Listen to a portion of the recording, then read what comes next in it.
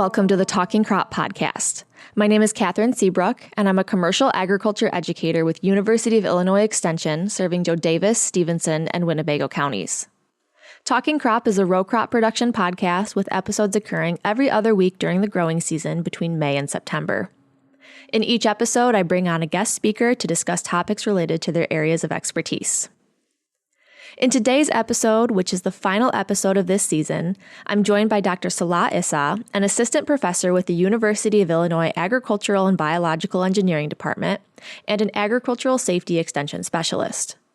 Salah provides us with his expertise on grain bin safety and details the research he's done to assess the efficacy of using compressed air as a method to handle out-of-condition grain. With harvest already here for some producers and quickly approaching for others, grain bin safety should be at the top of everyone's minds, and Salah provides pertinent information that producers should be aware of. I want to thank you for joining me for Season 2 of Talking Crop, whether you've joined me just for today's episode or for others, and I also want to thank all of the episode guests that have joined me to offer their time and expertise. My hope is that listeners who are producers have been able to use some of this information on their operations, and for listeners who are students of agriculture or are just curious, I hope you got some questions answered and learned something new. The third season of Talking Crop will return next growing season in May of 2026. And now, please enjoy this episode of Talking Crop, Strategies for Addressing Grain Bin Safety with Dr. Salah Issa. Salah, hello and welcome to the Talking Crop podcast. Thank you for being here today. I am really excited to talk to you today about ag safety. Thank you for inviting me here. Salah, your area of focus, again, is agricultural safety. So my first question for you is, currently in today's landscape, what are the most pressing agricultural safety issues out there? Thank you, Kathryn, for that question. Agriculture as a whole, it's kind of more like a job of all trades, where, a farmer is doing so many different tasks, from harvesting, maintaining their equipment, storing their grain. So there's a lot of different hazards associated with agriculture in particular. Some of the more pressing ones tend to focus on machinery. So, for example, tractor safety, or as my specialty is, grain safety as well. Can you talk about what makes grain bin work so dangerous? There's a lot of stats out there about the dangers of this and how there's, kind of a significant amount of fatalities when it comes to grain bin accidents. So what makes this work so inherently dangerous? So just to preface this, from Purdue University, Purdue does a great job at collecting these incidents. And what they document is that every year, there's between 20 to 40 grain bin entrapments. So when we say entrapments, that means a person is stuck in the grain mass itself and cannot extricate themselves. And around half of these end up being fatalities. And that, 10 to 20 fatalities does not sound like a lot, but just keep in mind, this is happening for something that is, for the most part, 100% preventable. We don't need to see grain entrapments at all. So going through that preface, what makes grain so hazardous is that it's a granule material. And granule material sometimes behaves like a solid. You can walk on it. Sometimes behaves like a liquid. You can drown in it. And it's a lot of times it's either not knowing how grain behaves or the familiarity with how grain behaves that tend to lead people to get entrapped in grain. With that, the research and the literature talks about, with grain safety, it talks about this concept of out-of-condition grain. So can you describe what that is and how that leads to a worker maybe not understanding how that's going to respond to, the physical aspects of walking on it or walking within a grain bin that might have that out-of-condition grain? So out-of-condition grain, in other words, the grain is going bad to some degree. There's mold, there's rodents, there's insect damage. In a sense, what is happening is that it starts to form these clumps. This could be very broad. It could form like a huge crusted layer on top of the whole grain bin. that crusted layer can be thick enough that actually acts like a bridge. So when you're emptying the grain underneath it, it will empty to a certain degree, and then you have this bridge almost we had cases where, for example, a father and his child walked over it. The child walked first, nothing happened, and he walked right across the grain bin, and then the father followed suit, and he ended up breaking the bridge, collapsing, and drowning. That's one way. Sometimes these clumps tend to form towers. Could be due to a water leak, could be due to fines build up in the center of the grain mass. And so there's just different ways that these out of condition happen. What you see most frequently is that the grain, there's some part, these clumps have formed somewhere in the grain mass. A farmer's emptying the grain and they're in a hurry. And then basically one of these clumps goes and blocks off the outlet where he's emptying his grain bin. So then the farmer responds by going inside the grain bin and trying to break that clump. And then he's successful, but he left his machinery running and it basically pulls him straight in. So that's one of the more common types that we see a person getting entrapped in grain, but not the only way. There's a lot of different ways a person can end up inside a grain mass. Is it true that when someone does end up, unfortunately, being entrapped in a grain bin, when rescue workers come in to extricate that person, it's also dangerous for them as well, where they can also become entrapped, right? It is possible. I haven't heard any recent stories on that, but it is possible that a rescue worker, if they're not following the right recommendations, they could technically get entrapped. The most important thing is that if there's machinery running, you turn it off. And you have to remember, if the grain was being emptied and the victim will be probably near the center, and the slope of grain will all be pointing downwards at him, it is possible to disrupt the grain that you actually cause a small avalanche and you further entrap a person in the grain. So that is also a possibility as well. And with these rescue workers, obviously a lot of these accidents are going to be happening maybe commercially, but also on farm. And either or really can be in very rural areas where, first responders, it might take a little bit of time for them to get there.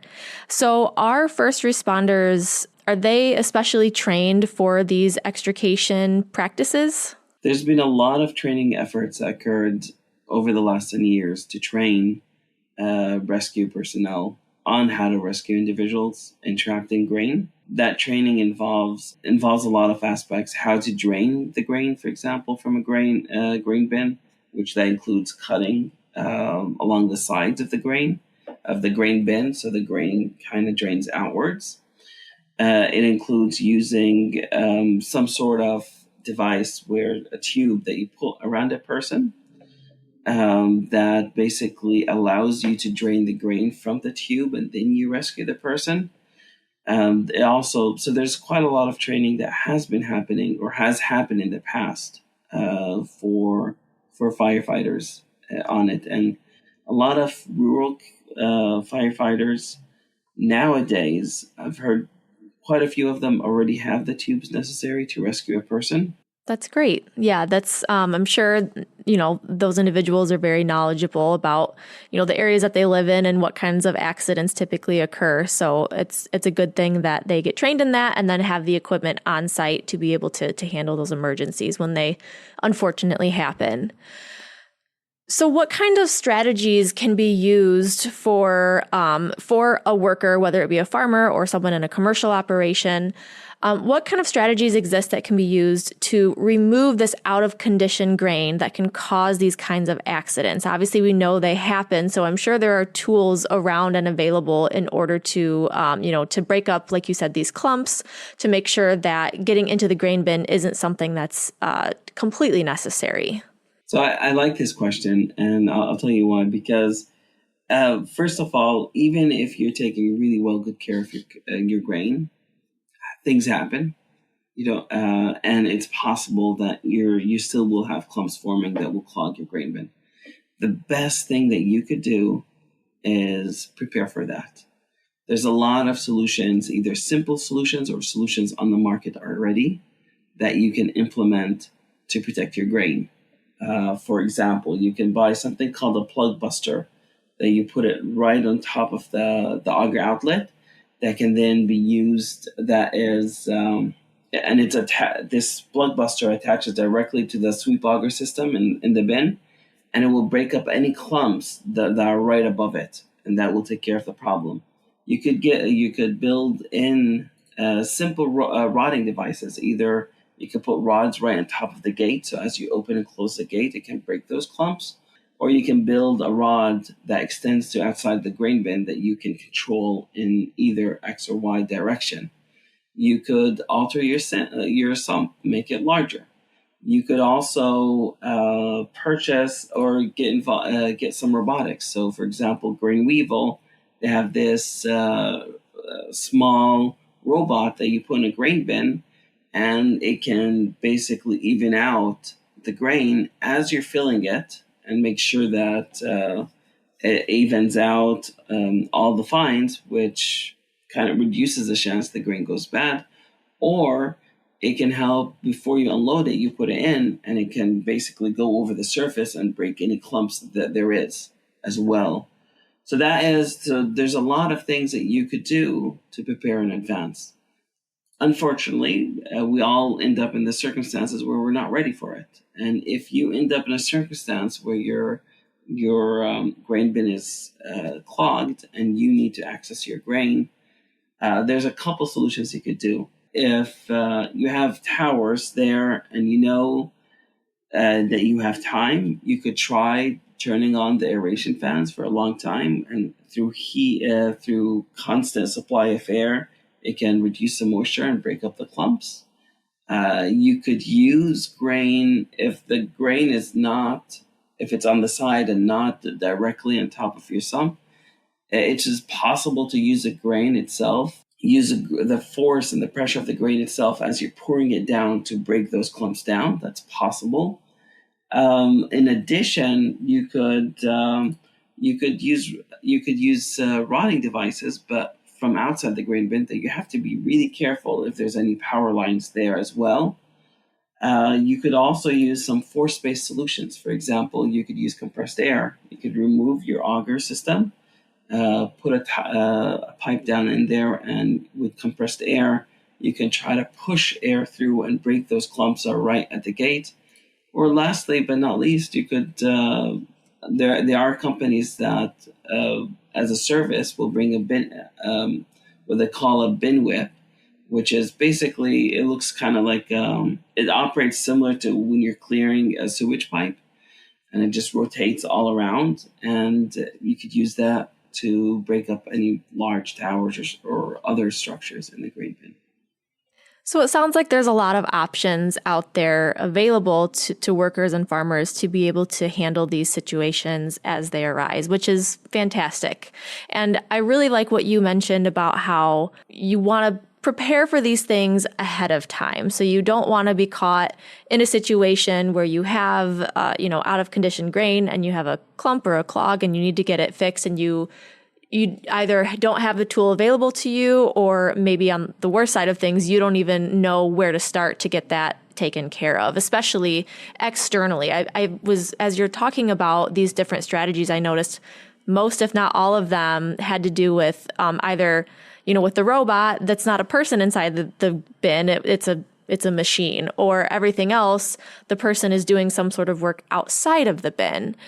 So having a good understanding of all these strategies that are available, that education must be really, really important, like, as a preventative measure to prevent these unfortunate accidents from occurring.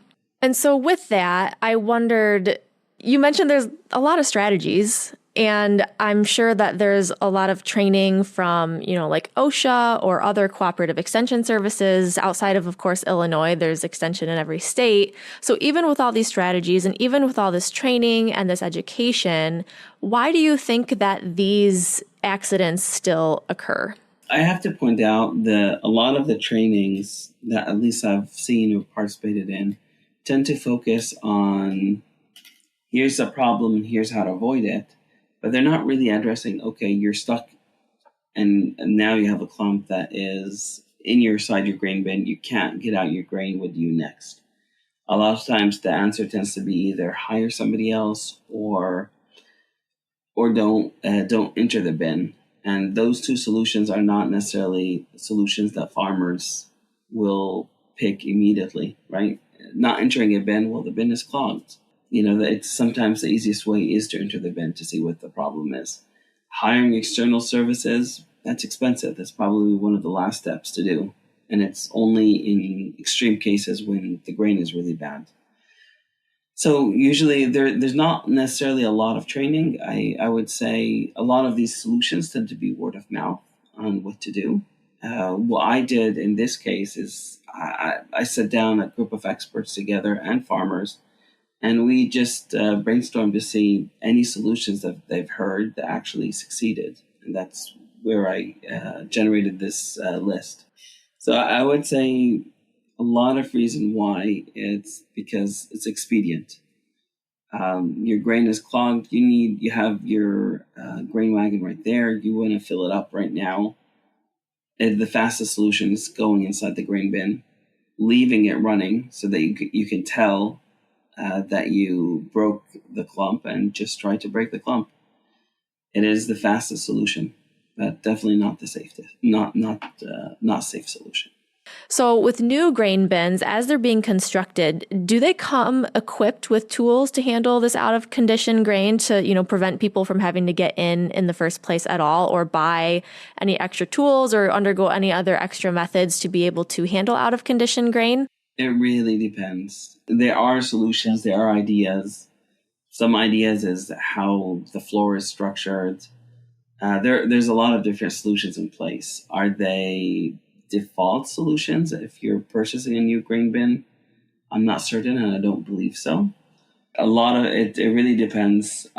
If you're going into industry-wise, sometimes there's a lot of times there's tunnels inside the grain silos or the grain bins, and you can access the outlet from that tunnel. And then that becomes a quick and easy solution to make sure you empty the grain. I have not personally seen that frequently in farms or at farms. So it's usually really up to the farmer to decide what solutions they're going to implement and build. Looking at the stats of this grain bin safety issue, back in 2022, there were 42 fatal and non-fatal documented, at least, grain entrapment cases, which was a huge increase from the previous year. It was almost like a 45% increase from 2021. Many of those accidents were traced or could be traced to out-of-condition grain. And like we've talked about, that is what results in workers going into the grain bin in the first place to be able to get that alleviated. And you've already mentioned all these different strategies that exist that a producer or someone commercially can utilize to be able to prevent them from going into the grain bin in the first place. And so despite all of this, there have been limited efforts to study the strategies that address this issue. So, there's been limited strategies to address the efficacy of these different strategies, like rotting or compressed air or the other things that you mentioned. So why is that? I think so. What's interesting is if you look at it historically, and we had our first major peak in 2010, when you had about 60 some incidents revolving grain entrapments. And since then, it dropped initially, but then it has held steady between 20 to 40. So you gave example of 2022, we had 42 cases. 2023, we had 27 cases. And 2024 was 34 cases. I believe what happened is that when you had that peak in 2010, there's been a lot of efforts a lot of new efforts focusing on training and knowledge. And a lot of the knowledge was focused on what would happen if you go inside the grain bin, how many deaths there are, and most of it has been focused on preventative. There just hasn't been a lot of efforts focusing on, okay, well, you're stuck in the grain you have grain that's stuck in the grain bin. What do you do next? And it's also, I can't tell you exactly why we have not focused more on that. I think it depends on the researchers and their interest areas. Mm-hmm. But that is definitely has been an interest of mine. I think it's really important to look to go down to the level of the farmer, to understand, okay, what is the farmer going to do, to be able to give feedback and support them in a way that keeps them safe. And that's what I've been trying to do here for the last few years at the University of Illinois. Yeah, you brought up a great point, I think, that kind of does answer the question, in that once these accidents peaked, like you said, back in 2010, folks were looking at more preventative measures. And I think that's the first thing that anybody does in these types of situations where a significant increase in something occurs and you want to look at preventing that from happening. So it makes sense that that's kind of the angle that society kind of went down, right? I find it really interesting that you're looking at it from a completely different angle of, okay, maybe preventative actions they're not always going to work, right? And so what do we do then when we're in those situations? What do we do and how can we do it safely? And looking at the efficacy first and foremost can be a really great start. So you mentioned that's what you're working on now at the University of Illinois. And you shared with me some studies that you've done on using compressed air as a method to prevent grain entrapment. So can you talk about how this method works, first of all? And then from there, can you describe how you conducted this research? So the method is that you're using an air compressor, 450 CFM or something similar, that you take this compressed air and you remove the auger completely outside of the grain bin, and you take basically 1/2 inch to 1 inch black steel pipe, and you thread it inside the hole where the auger is, and then you basically pump out air.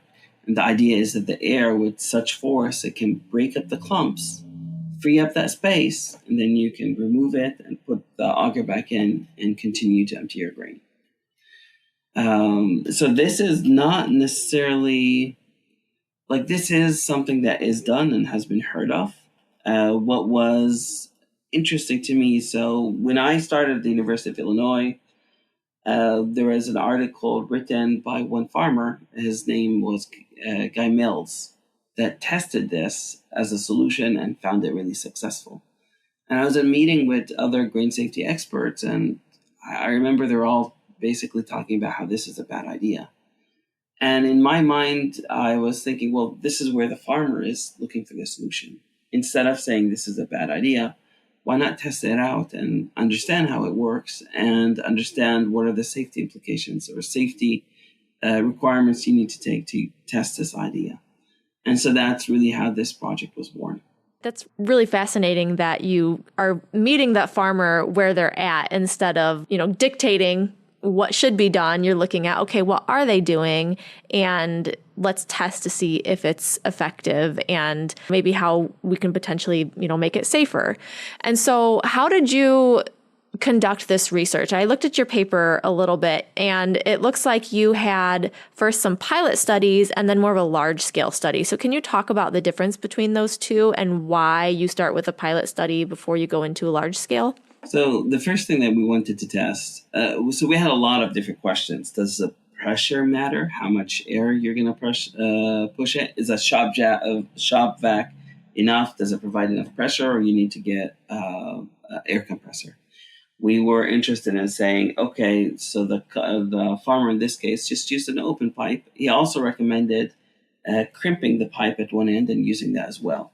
So is there a difference? And is there other nozzles that would be more superior to that? So we had that question as well.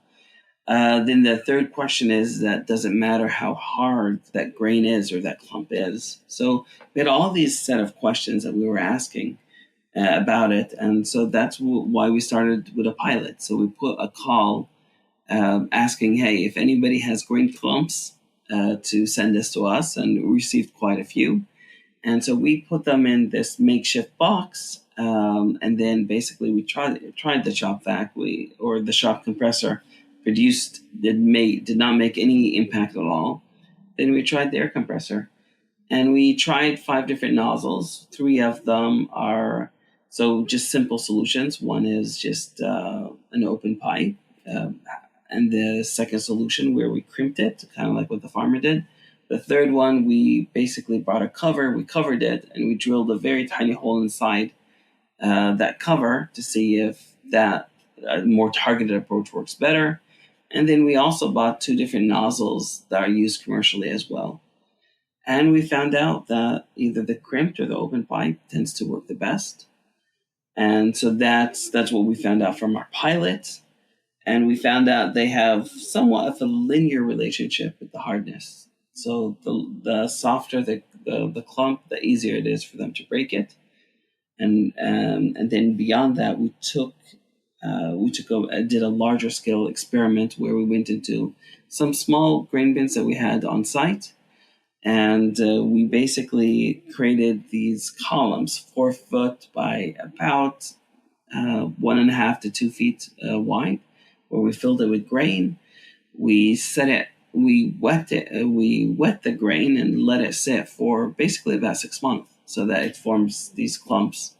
And then we started using the remaining nozzles to test out which one's effective. And again, we found out just as regular pipe works well enough. That's interesting that you could start obviously kind of from square one, say, okay, let's look at these clumps. How hard are they? How difficult is it for these different nozzles to break them apart? And then you took it a step further and introduced that in a grain bin setting. And so the kind of final stage, at least how I viewed it in the research, was doing this on a large scale. And it looked like that was in Nebraska, where you guys were contacted by a farmer that had an issue. So how did that come about? I was curious. Did that farmer, was he familiar with your guys' research? So how did that come about? It takes us back to the beginning. As I remember I mentioned the farmer, Guy Mills, who had an article written about him about approaching air compressor as the solution. So I had been in contact with him, and he's been part of this research team since then, and he knew the farmer. And so when the farmer had the grain bin clogged, and in our lucky circumstance, the farmer could wait. He did not need his grain immediately. So I was able to, I think within 2 weeks time period, book a flight, go there. And then we set it in motion, we tested it. And and what we found was, in general, we found that air compressor is a solution that could work. It's not a magical solution. It will take multiple attempts to get that grain broken up. And the thing that you realize is that if you think about this from a 3D perspective, right, it will only break up a certain amount of grain, a certain depth of grain. And beyond that, so you have to just keep iterating. You empty a bit, you use the air compressor to break another portion of grain, and you iterate again and again. That's what we noticed. Were there any secondary results of this research? So, the fact that you're blowing air into a grain bin, I'm sure results in a pretty messy situation. So did you guys find that there were any secondary effects that need to be considered when someone is utilizing this method? So yes, and as you remember, I wanted to study the safety aspects for this. Yes. So we looked at spore content and dust content inside the grain bin itself and outside the grain. We measured the sound that's being produced. After measuring sound, we looked at the heat that is being produced, and we looked at it as a cohesive structure. So it's important to note that this is high pressure air, and it's highly unrecommended for you to point it to your body. You could severely injure yourself. So that is an important thing that farmers need to take.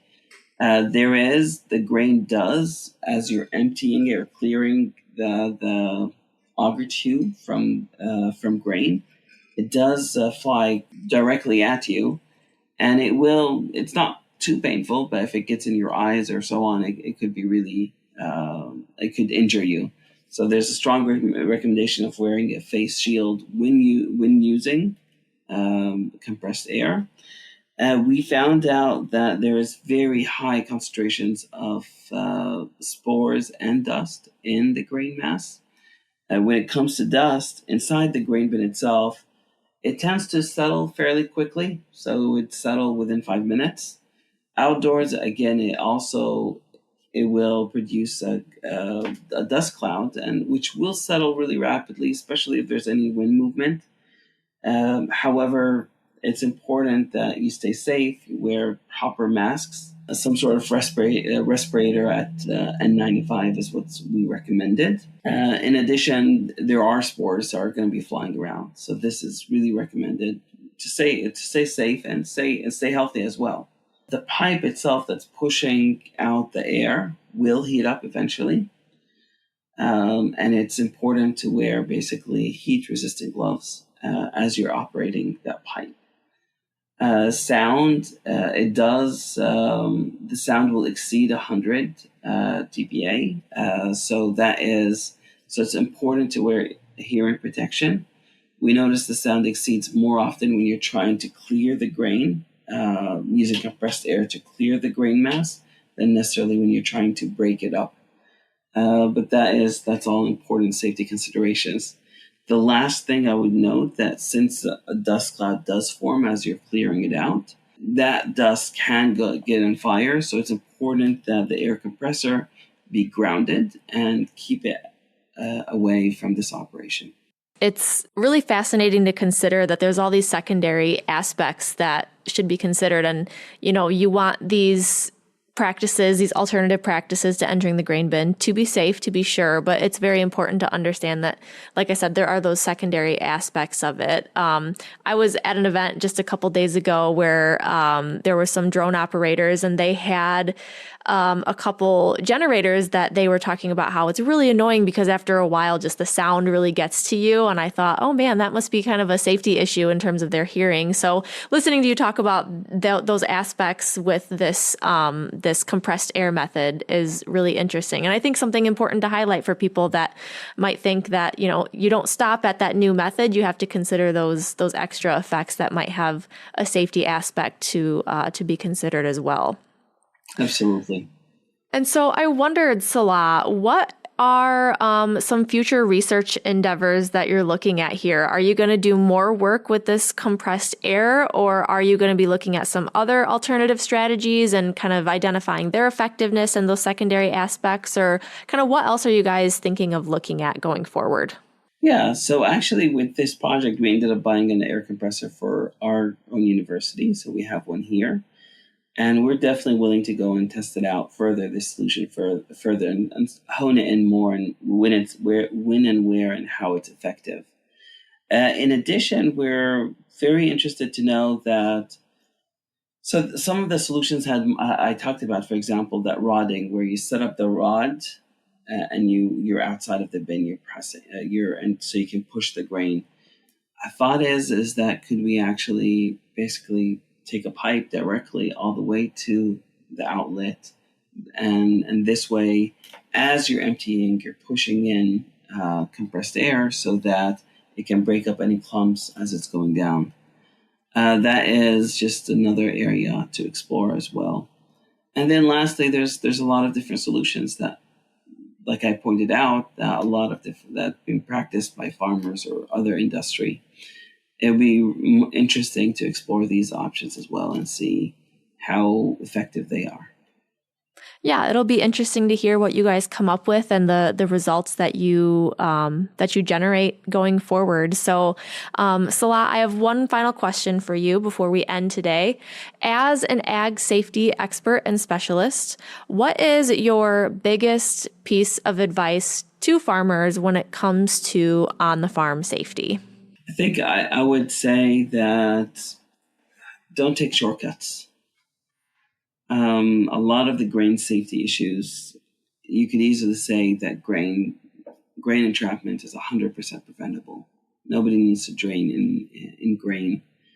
And a lot of times, as we're bound by time, we want to save a few minutes, and that's usually what happens, and then you end up causing yourself a much more severe injury.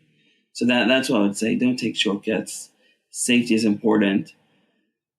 Nobody should care about your own safety more than yourself. And, if you get injured, it's not just you are the one impacted. You're impacting your family, you're impacting your farm, you're impacting your community. So it's really important to try to stay safe always. Well, that is really great advice, and hopefully advice that is very heavily heeded by those listening and beyond. So, Salah, thank you again so much for joining me today. I appreciate you taking the time to share your expertise on this issue. And as I said before, really excited to hear about what your group does going forward. Thank you. I appreciate your time.